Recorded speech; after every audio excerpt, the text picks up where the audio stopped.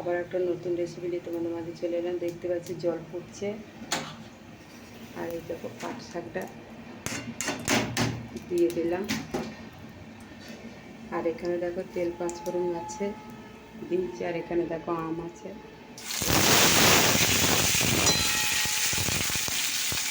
এটা সেদ্ধ হবে, আর এটা পুরো পরিমাণ মতো নুন হলুদ দিয়ে দেবো।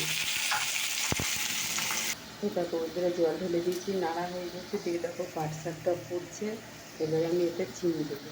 তো দেখো বন্ধুরা, পাট শাকটা সেদ্ধ হয়ে গেছে, নামানো হয়েছে। এদিকে দেখো তেল আর দুটো রসুন ফোড়নটা হয়েছে, কারণ কম স্বাদ হচ্ছে পাট শাকটা, সেই কারণে। আর এদিকে দেখো আমের এটা চাটনিটা হয়ে গেছে। তো দেখো এদিকে রসুনটা ভাজা হয়েছে, দেখতে পাচ্ছ। এই দেখো স্বাদটা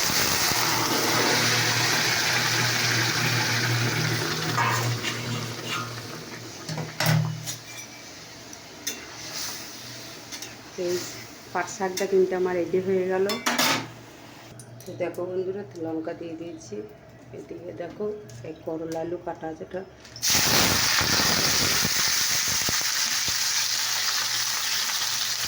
দেখো এবার একটু নাড়াচাড়া করে দেবো।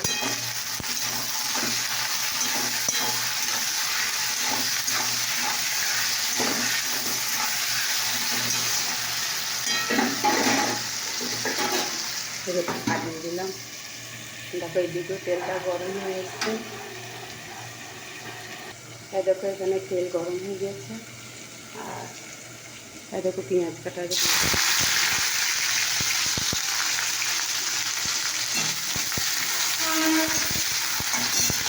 তো দেখো এখানে আমি তেলের উপরে নুন দিলাম,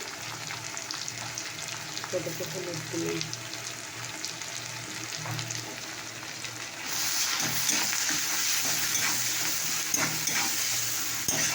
পেঁয়াজটা একটু ভাজা ভাজা হতে হবে। তো দেখো এখানে তেলটাখানি ভাজা হয়ে দেখতে পাচ্ছ।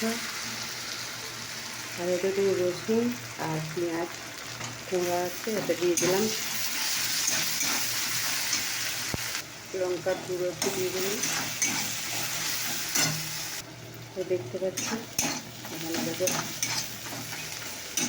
কষা প্রায় হয়ে গেছে। তো দেখো মাছের মাথা আছে দেওয়া আছে, জল ঢালবে। তো দেখো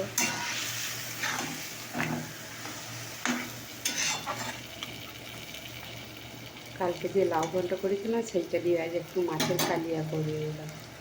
তো দেখো আমার আলু ভাজাটাও হয়ে গেছে। তোমাদের কেমন লাগলো অবশ্যই কমেন্টে জানাবে।